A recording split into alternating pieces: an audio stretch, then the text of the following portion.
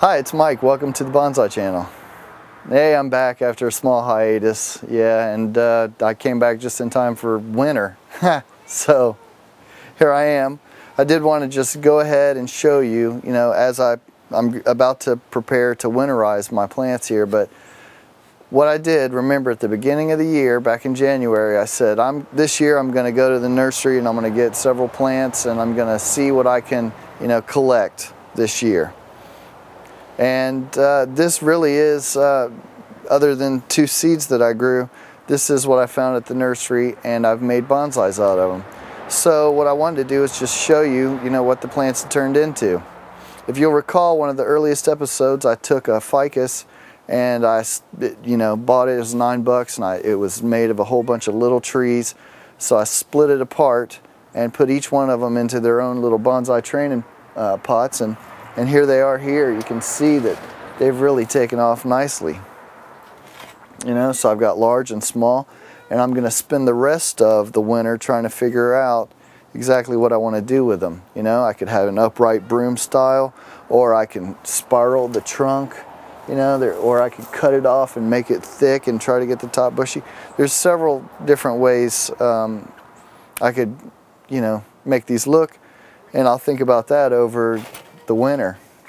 Now remember, to winterize these, what I'm going to do is basically put them in the house with a drip tray, and and I'm going to come on, get down, good boy. So I'm gonna put them in the house under a drip tray, a humidity tray, and just keep them watered and warm. One of the later episodes was I had a schefflera that I had been growing, and I wanted to put it into a bonsai pot, and here it is. It needs another haircut, but it also had the scale and mites or something. There was a pest infection or pest infestation, and it had scale, and so we sprayed it.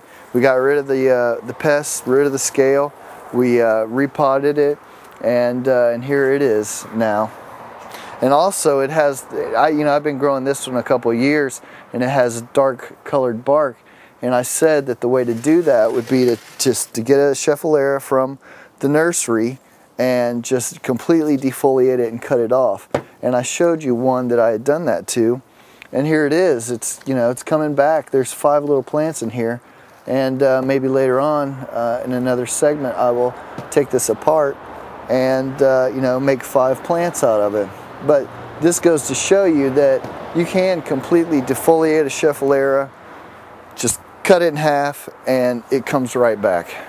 Just keep it warm, give it some water, and it'll come right back. So there's the scheffleras. Now I also took in May, I took an azalea and I cut it off. I wanted to make a real nice bonsai azalea, but this is what happened to it because my cats just loved to rub on this one, and they rubbed all the new little growth off of it. So, I love my bonsai, but I love my children more, so I can't get too mad. But that was really the only casualty, was the azalea. I found a Japanese maple at the nursery that had a graft, and it was a shorter one, but it was all kind of bent over and together, and lots of growth growing in the same direction. But what I wanted to do was to turn it into a bonsai, and what I did was put it in a bonsai training pot, and it has over this year gotten acclimated to the bonsai training pot. So next year I will be able to prune it and then wire it into shape. And I'll be thinking about that, over the winter. But I'm about to have to, with all these, I'm going to have to winterize these. Now remember, with the maples, I can either do like I did last year, which is in a previous segment. Basically, I dug a hole, put it in the hole with pine bark all around it, and kept it buried in the soil to keep it warm. Or alternatively, I could keep it in the garage to keep it warm in the garage. And then these are 2 seedlings I've got from a Japanese maple that had just 2 seeds from it.